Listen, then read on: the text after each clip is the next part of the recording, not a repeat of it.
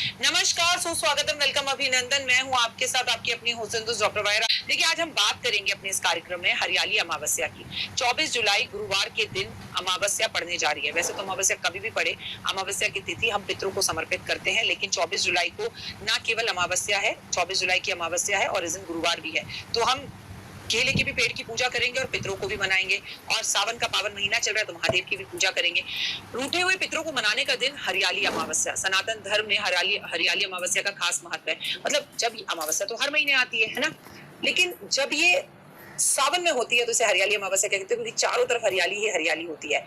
इस शुभ अवसर पर बड़ी संख्या में श्रद्धालु गंगा समेत पवित्र नदियों में अलग अलग जगहों पर स्नान ध्यान करते हैं। इसके बाद देवों व देवताओं और महादेव को गंगा जल से अभिषेक भी करते हैं। साथ ही भक्ति भाव से भगवान शिव और माता पार्वती का पूजन किया जाता है।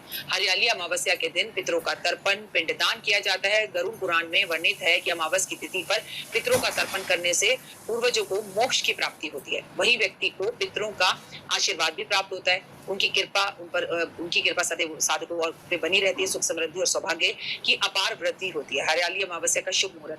किस तारीख पर हरियाली अमावस्या? 24 जुलाई हरियाली अमावस्या है।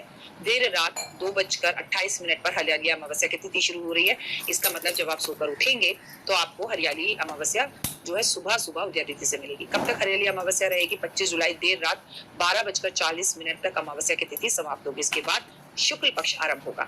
सनातन धर्म में सूर्योदय से तिथि की गणना की जाती है, इसलिए 24 जुलाई को हरियाली अमावस्या को हम मनाएंगे और जिस दिन गुरुवार का दिन है। हरियाली अमावस्या पर शिववास योग। इस बार हरियाली अमावस्या पर दुर्लभ शिववास योग का संयोग है। इस योग का निर्माण सुबह से हो रहा है। वहीं शिववास योग देर रात 12:40 तक रहेगा। ऐसे में महादेव की पूजा या महादेव का रुद्राभिषेक बहुत ही लाभकारी है। इस दौरान भगवान शिव कैलाश पर जगत जननी देवी माँ गौरी के साथ रहेंगे। इस समय में भगवान शिव और माँ पार्वती की पूजा करने से सुख सौभाग्य की वृद्धि होगी। साथ में सभी प्रकार के संकटों से भी हमें मुक्ति मिलेगी। शुभ योग। हरियाली अमावस्या में कई मंगलकारी शुभ योग बन रहे हैं। रवि पुष्य योग शाम 4 बजे से 4:50 तक ही आपको जो है 25 जुलाई सुबह 5 बजे से 29 मिनट तक सर्व सिद्धि योग मिलेगा। सुबह 4 बजे से 4:40 तक तो आपको जो योग मिल रहा है वो बेहद ही खास है, उसे समझना होगा। और वो रवि पुष्य योग है, ठीक है। तो ये अपने आप में बहुत खास बात है कि उस दिन रवि पुष्य योग मिल रहा है सुबह 4:40 तक, 4 बजे से 40 मिनट तक। उसके बाद आगे हम बढ़े तो हमें सुबह 5:40 से सर्व सिद्धि योग मिल रहा है। शिव योग दिन भर ही रहेगा। हर्षण योग सुबह 9:51 से लेकर मिल रहा है और अमृत सिद्ध योग हमें 4:40 से लेकर शाम 5 बजे तक ये योग हमें मिलेगा। पुनर्वसु नक्षत्र है शाम को 4 बजे से लेकर 40 मिनट तक और उसके बाद पुष्य नक्षत्र का सहयोग बन रहा है।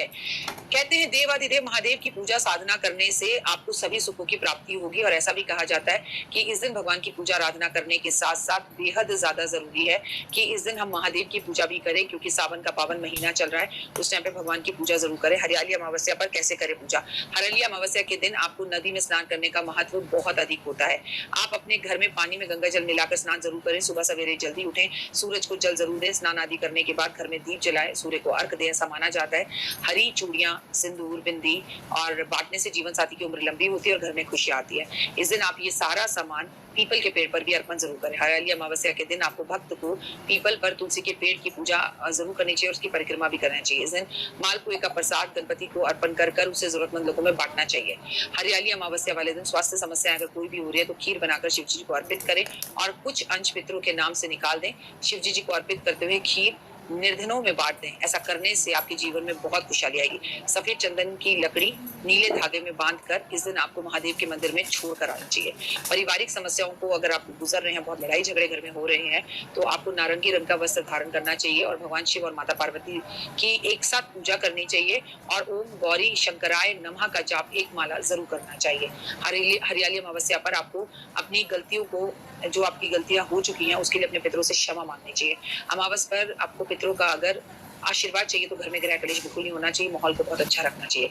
लड़ाई झगड़े वाद विवाद से बचने के लिए इस दिन आपको कड़े वचन बोलने से बचना चाहिए, नॉनवेज खाने से बचना चाहिए, शेव कराने से बचना चाहिए, नाखून काटने से बचना चाहिए और सिगरेट शराब से बचना चाहिए। अमावस्या के दिन इंसान को शमशान घाट या कब्रिस्तान के आसपास से नहीं गुजरना चाहिए जब तक बहुत ज्यादा मजबूरी ना हो। इस समय पर बुरी आत्माएं सक्रिय होती हैं और मानव का जो मन है वो बुरी आत्माओं की तरफ जल्दी आकर्षित हो जाते हैं। बुरी आत्माएं आपकी ओर आकर्षित जल्दी हो जाती है। और अमावस पे लोग वैसे भी नेगेटिव फील करते हैं क्योंकि आसमान में चंद्रमा हमें दिखाई नहीं देता।